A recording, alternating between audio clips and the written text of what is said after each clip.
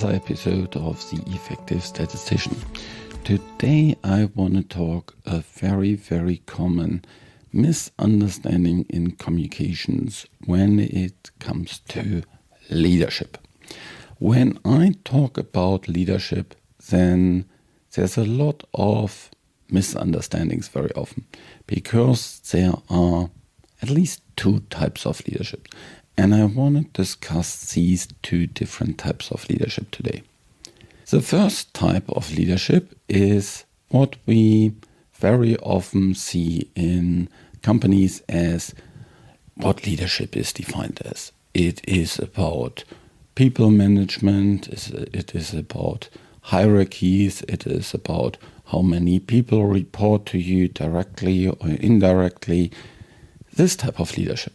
And there's a lot of leadership trainings in companies. It is this supervisory onboarding kind of thing where you learn about all the different HR things, about what you are required to do to your direct reports or with your direct reports.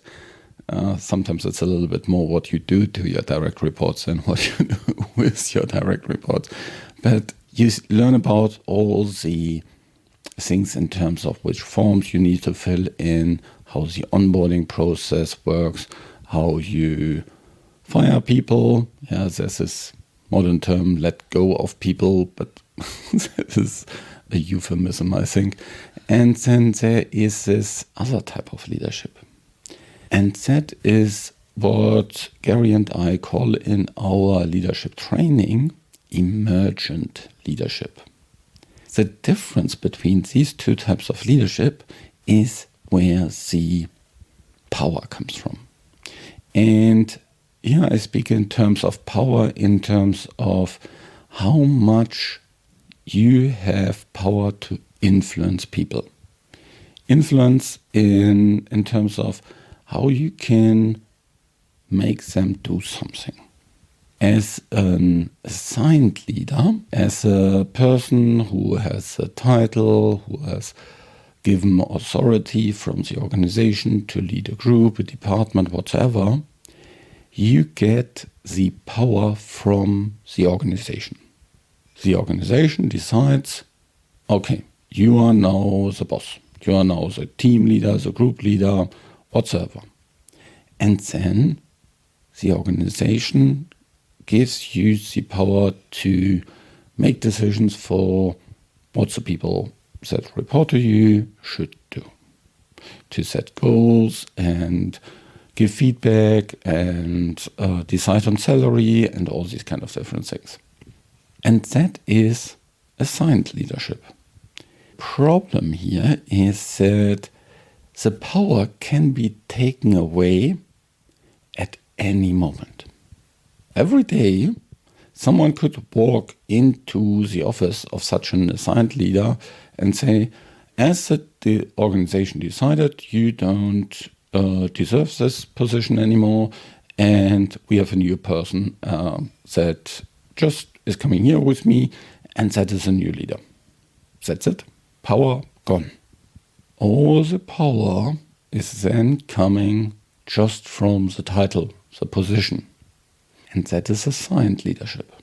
Of course, there's a history to it, why it works. It works especially in these emergency situations. Where is this coming from? It is coming, for example, from the military.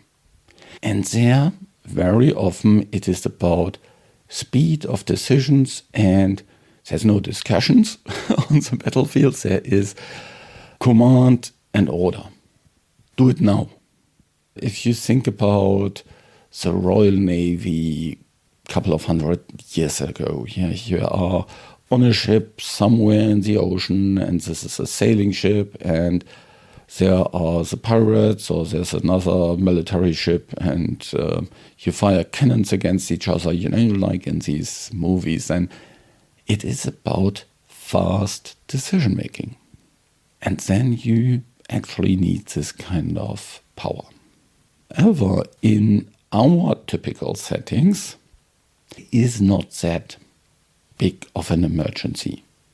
It is not about deciding within seconds what you write in your SAP, or how you design your study, or how you analyze a certain endpoint, or where you send your publication to, which kind of journal, or what is the correct title of an abstract, whatsoever. All these decisions usually don't demand that you have a very, very fast decision to make. You can have discussions. And here a very different thing comes into place. And that is much more the power of an emergent leader. The power of an emergent leader relies on people trusting that person to make the right decisions. People want to follow their advice. They want to do what this person says. Here, like always actually with leadership, the action is with the followers. And also the decision to follow is with the followers.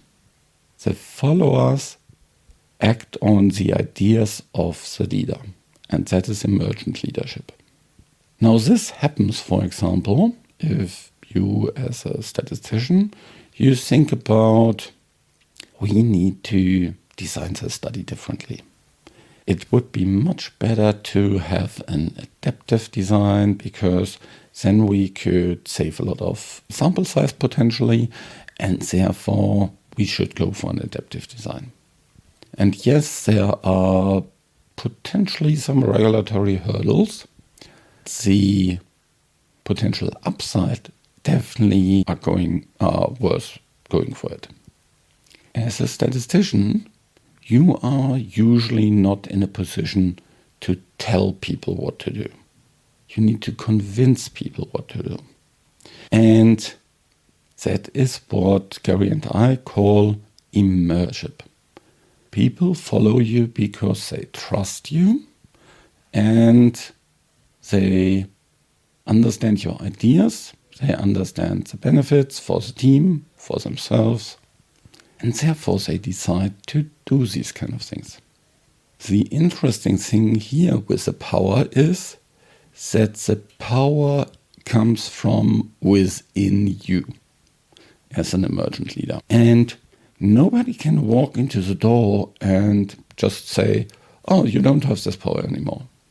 You basically take the power with you all the time. The power is based on your trust with others, is based on your network, is based on your skills to communicate, all these kind of different things. And nobody can take that away from you. If you move into a new organization, you can rebuild this power, this influence pretty fast, because you know how to build it. You know how to build trust, how to network, how to ensure that people understand where you're coming from, people see your knowledge, your experience, all these kind of different things. And that is a lot of power.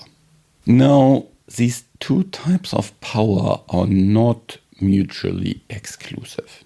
So if you are an assigned leader, if you're a supervisor, then you can also use the power of an emergent leader.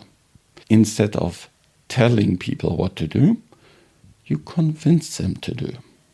And good assigned leaders use this type of approach most of the time.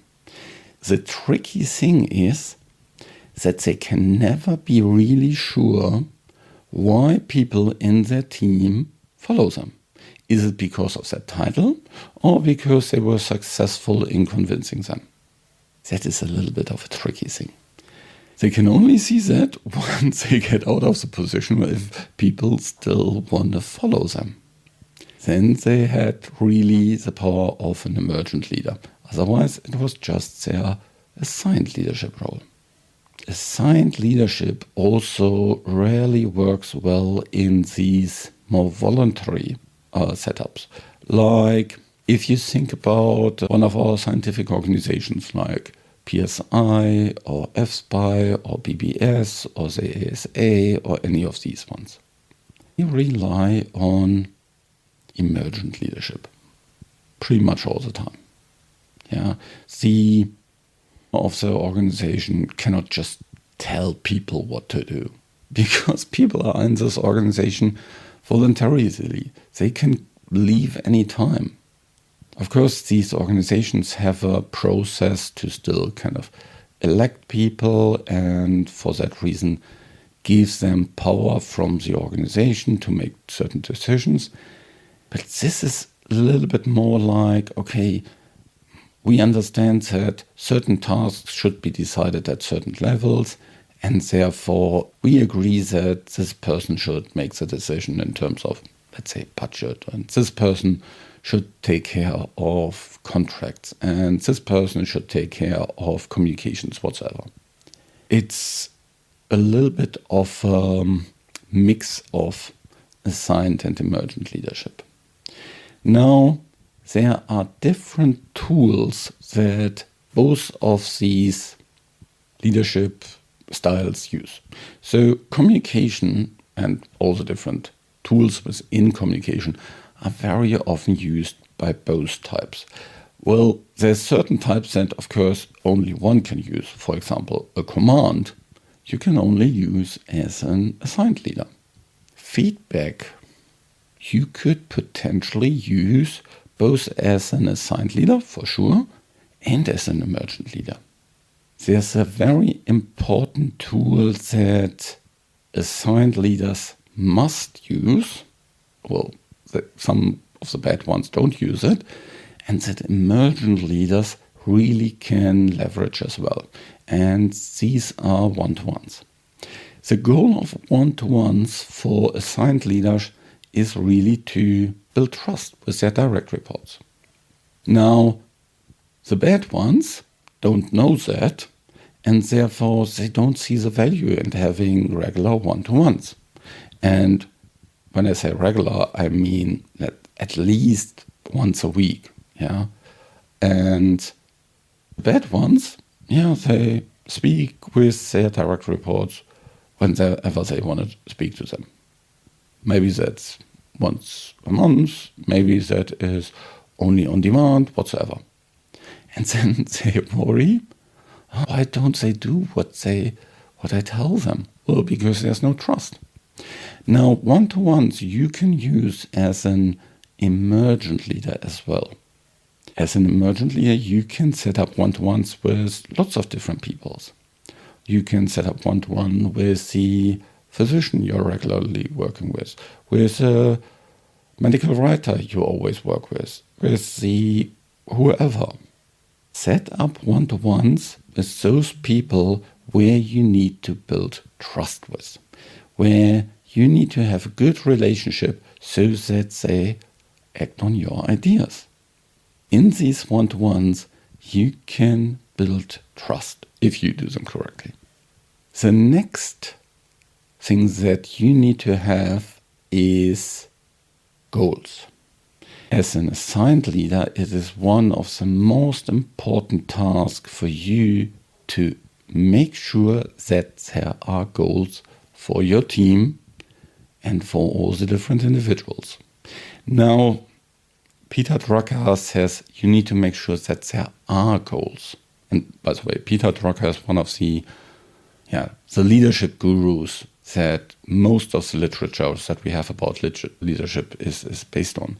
And he doesn't say that the assigned leader need to decide on the goals. He needs to make sure that there are goals. Now, how you get to goals is yet a completely different thing, and I'll talk about this in another episode. But as an emergent leader, you can do the same. You can make sure that in your study team, you are clear on what are the goals that you want to get to. So often, everybody thinks that, yes, we have a common goal, but it's not the case. If you come from different perspectives, people will have different emphasis on the goal. One might say, well, for me, the most important thing is that we actually have a study. Another person might think, well, for me, everything is fine unless we get over the budget.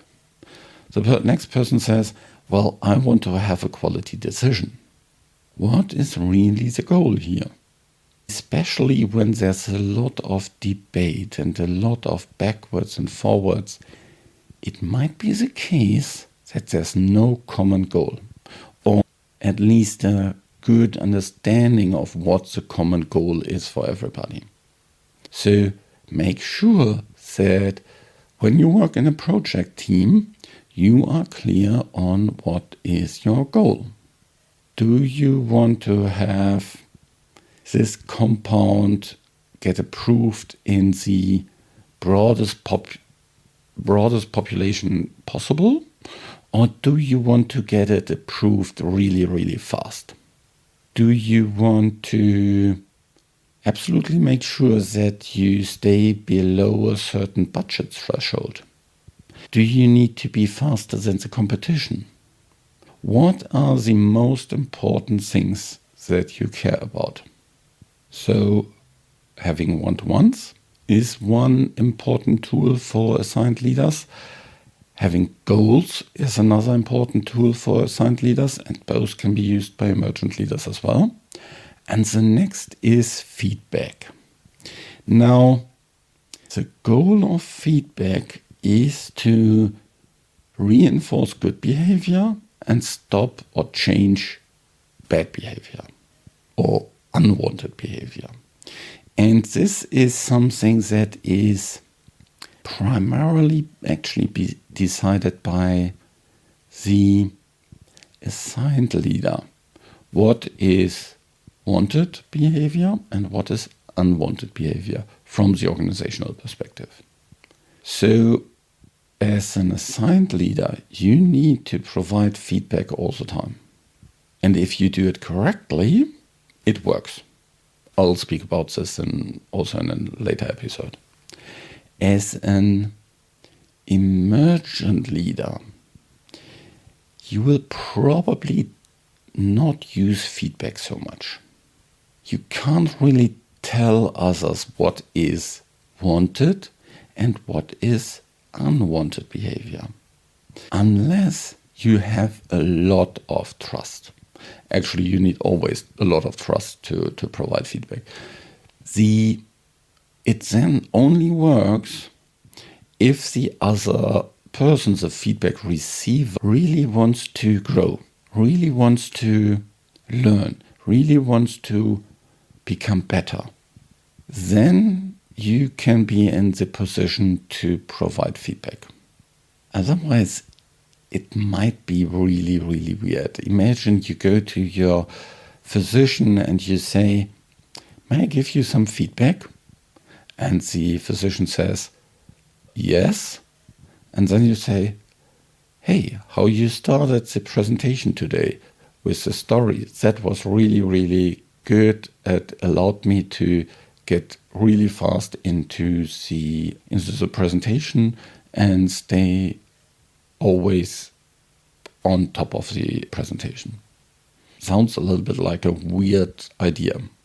This really only works if you have a very, very good relationship to that person, and if you know what is good and wanted behavior, where that person is in terms of their skill set, what is an achievement, what is not an achievement, all these kind of different things.